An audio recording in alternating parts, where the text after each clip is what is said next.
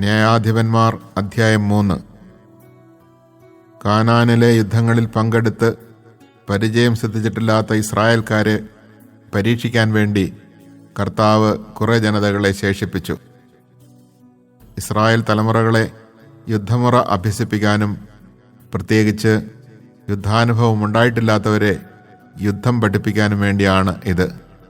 ആ ജനതകൾ ഇവരാണ്: ഫിലിസ്ത്യരുടെ 5 പ്രഭുക്കന്മാർ, കാനാന്യർ, സിദോന്യർ, ബാൽഹർമോൻ മല മുതൽ ഹമാത്തിന്റെ പ്രവേശന കവാടം വരെയുള്ള ലബനോൻ മലയിൽ താമസിച്ചിരുന്ന ഹിവ്യർ. മോശ വഴി കർത്താവ് തങ്ങളുടെ പിതാക്കന്മാർക്ക് നൽകിയ കൽപ്പനകൾ ഇസ്രായേൽക്കാർ അനുസരിക്കുമോ എന്ന് പരീക്ഷിക്കാൻ വേണ്ടിയാണ് ഇവരെ അവശേഷിപ്പിച്ചത്. അങ്ങനെ ഇസ്രായേൽ ജനം കാനാന്യർ, ഹിത്യർ, അമോര്യർ, പെരീസ്യർ, ഹിവ്യർ, ജബൂസ്യർ എന്നിവരുടെ ഇടയിൽ ജീവിച്ചു. അവരുടെ പുത്രിമാരെ ഇസ്രായേൽക്കാർ വിവാഹം ചെയ്തു. തങ്ങളുടെ പുത്രിമാരെ അവർക്ക് വിവാഹം ചെയ്തു കൊടുത്തു. ഇസ്രായേൽക്കാർ അവരുടെ ദേവന്മാരെ സേവിക്കുകയും ചെയ്തു. തങ്ങളുടെ ദൈവമായ കർത്താവിനെ മറന്ന് ബാൽ ദേവന്മാരെയും അഷേര പ്രതിഷ്ഠകളെയും സേവിച്ചുകൊണ്ട് ഇസ്രായേൽ കർത്താവിൻ്റെ മുമ്പാകെ തിന്മ പ്രവർത്തിച്ചു. അതിനാൽ കർത്താവിൻ്റെ കോപം ഇസ്രായേലിനെതിരെ ജ്വലിച്ചു. അവിടുന്ന് അവരെ മെസൊപ്പൊട്ടോമിയ രാജാവായ കുഷാൻ റിഷാത്തായിമിൻ്റെ കൈകളിൽ ഏൽപ്പിച്ചു. അവനെ അവർ 8 വർഷം സേവിച്ചു. ഇസ്രായേൽ ജനം കർത്താവിനോട് നിലവിളിച്ചു. കാലബിൻ്റെ ഇളയ സഹോദരനായ കെനാസിൻ്റെ പുത്രൻ ഒത്നിയേലിനെ കർത്താവ് അവർക്ക് വിമോചകനായി നിയമിക്കുകയും അവൻ അവരെ മോചിപ്പിക്കുകയും ചെയ്തു. കർത്താവിൻ്റെ ആത്മാവ് അവൻ്റെ മേൽ വന്നു. അവൻ ഇസ്രായേലിൽ ന്യായവിധി നടത്തി. അവൻ യുദ്ധത്തിന് പുറപ്പെട്ടു.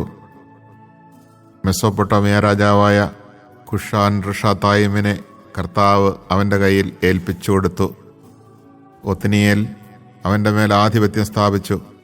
അങ്ങനെ ദേശത്ത് 40 വർഷം ശാന്തി നിലനിന്നു. അതിനുശേഷം കെനാസിൻ്റെ മകനായ ഒത്നിയേൽ മരിച്ചു.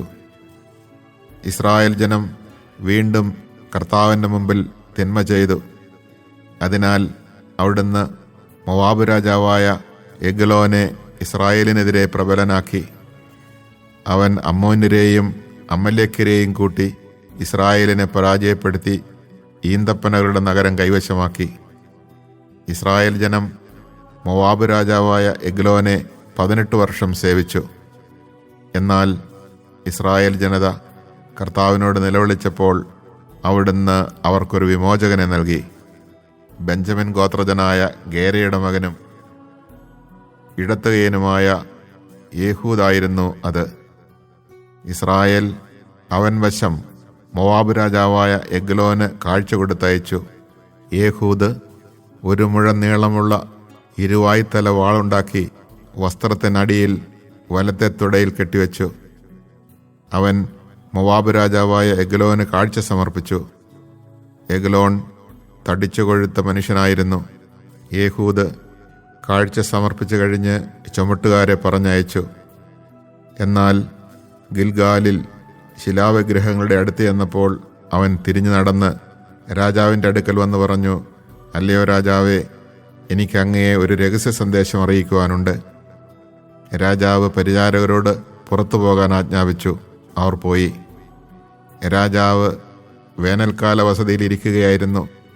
യേഹൂദ് അടുത്തു വന്ന് പറഞ്ഞു: ദൈവത്തിൽ നിന്ന് നിനക്കായി ഒരു സന്ദേശം എൻ്റെ പക്കലുണ്ട്. അപ്പോൾ അവൻ എഴുന്നേറ്റ് നിന്നു. യേഹൂദ് ഇടത്ത് കൈകൊണ്ട് വലത്തെ തുടയിൽ നിന്ന് വാൾ വലിച്ചെടുത്ത് അവൻ്റെ വയറ്റിൽ ശക്തിയായി കുത്തിയിറക്കി. വാളോടൊപ്പം പിടിയും അകത്ത് കടന്നു. വാൾ ഊരിയെടുക്കാതിരുന്നത് കൊണ്ട് കൊഴുപ്പ് അതിനെ മൂടി. അനന്തരം യേഹൂദ് പൂമുഖത്തിറങ്ങി അവനെ അകത്തിട്ട് വാതിലടച്ച് പൂട്ടി. അവൻ പോയിക്കഴിഞ്ഞ് പരിചാരകർ വന്നു. മുറിയുടെ കതകുകൾ പൂട്ടിയിരിക്കുന്നത് കണ്ടപ്പോൾ അവൻ ദിനചര്യയ്ക്ക് രഹസ്യമുറിയിലായിരിക്കുമെന്ന് അവർ വിചാരിച്ചു. അവർ കാത്തിരുന്ന് കുഴഞ്ഞു. എന്നിട്ടും മുറിയുടെ വാതിലുകൾ തുറക്കാതിരുന്നത് കണ്ടപ്പോൾ അവർ താക്കോലെടുത്ത് തുറന്നു. അതാ, രാജാവ് തറയിൽ മരിച്ചു കിടക്കുന്നു. അവർ കാത്തിരുന്ന സമയത്ത് യേഹൂദ് ശിലാവിഗ്രഹങ്ങൾക്കപ്പുറമുള്ള സെയ്റായിലേക്ക് രക്ഷപ്പെട്ടു. അവൻ എഫ്രായിം മലമ്പ്രദേശത്തെത്തിയപ്പോൾ കാഹളം മുഴക്കി. ഇസ്രായേൽ ജനം മലയിൽ നിന്ന് അവൻ്റെ നേതൃത്വത്തിൽ താഴേക്കിറങ്ങി. അവൻ അവരോട് പറഞ്ഞു, എൻ്റെ പിന്നാലെ വരിക. കർത്താവ് നിങ്ങളുടെ ശത്രുക്കളായ മോവാബ്യരെ നിങ്ങളുടെ കൈകളിൽ ഏൽപ്പിച്ചിരിക്കുന്നു. അവർ അവൻ്റെ പിന്നാലെ പോയി മോവാബിനെതിരെയുള്ള ജോർദാൻ്റെ കടവുകൾ പിടിച്ചടക്കി. അതിലെ കടന്നുപോകാൻ ഒരുവനെയും അനുവദിച്ചില്ല. ധീരന്മാരും കരുത്തുറ്റവരുമായ 10,000-ഓളം മോവാബ്യരെ അന്നവർ കൊന്നു. ഒരുവൻ പോലും രക്ഷപ്പെട്ടില്ല. അങ്ങനെ മോവാബ് ആ ദിവസം ഇസ്രായേലിന് അധീനമായി. 80 വർഷത്തേക്ക് നാട്ടിൽ ശാന്തി നിലനിന്നു.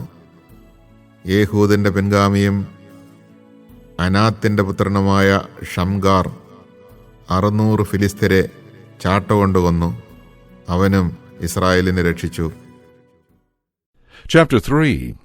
The following are the nations which the Lord allowed to remain, so that through them he might try all those Israelites who had no experience of the battles with Canaan, just to instruct by training them in battle those generations only of the Israelites who would not have had that previous experience, the 5 lords of the Philistines, and all the Canaanites, the Sidonians, and the Hivites who dwell in the mountain region of Lebanon, between Baal-Hamon and the entrance to Hamath.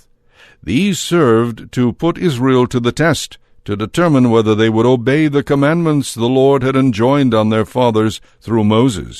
Besides, the Israelites were living among the Canaanites, Hittites, Amorites, Perizzites, Hivites, and Jebusites. In fact, they took their daughters in marriage, and gave their own daughters to their sons in marriage, and served their gods. Because the Israelites had offended the Lord by forgetting the Lord their God, and serving the Baals and the Asherahs, the anger of the Lord flared up against them, and he allowed them to fall into the power of Cushan-Rishathaim, king of Aram-Naharaim, whom they served for 8 years. But when the Israelites cried out to the Lord, he raised up for them a Savior, Othniel, son of Caleb's younger brother Kenaz, who rescued them. The Spirit of the Lord came upon him, and he judged Israel. When he went out to war, the Lord delivered Cushan-Rishathaim, king of Aram, into his power, so that he made him subject.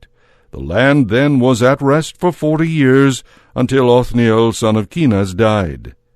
Again the Israelites offended the Lord, who because of this offense strengthened Eglon, king of Moab, against Israel.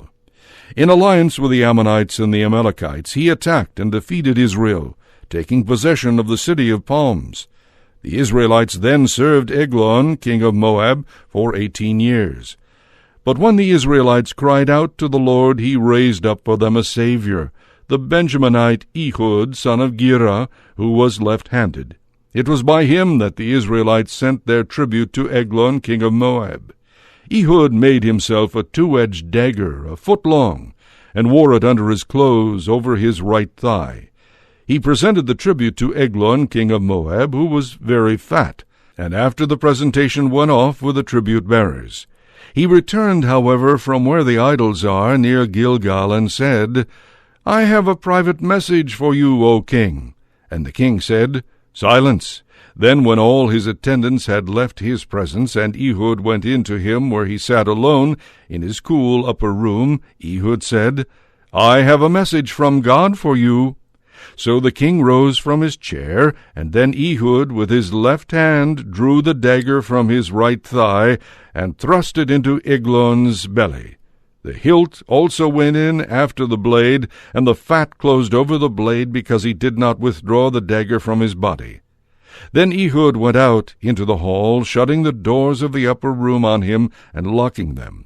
When Ehud had left, and the servants came, they saw that the doors of the upper room were locked, and thought, "He must be easing himself in the cool chamber." They waited until they finally grew suspicious. Since he did not open the doors of the upper room, they took the key and opened them.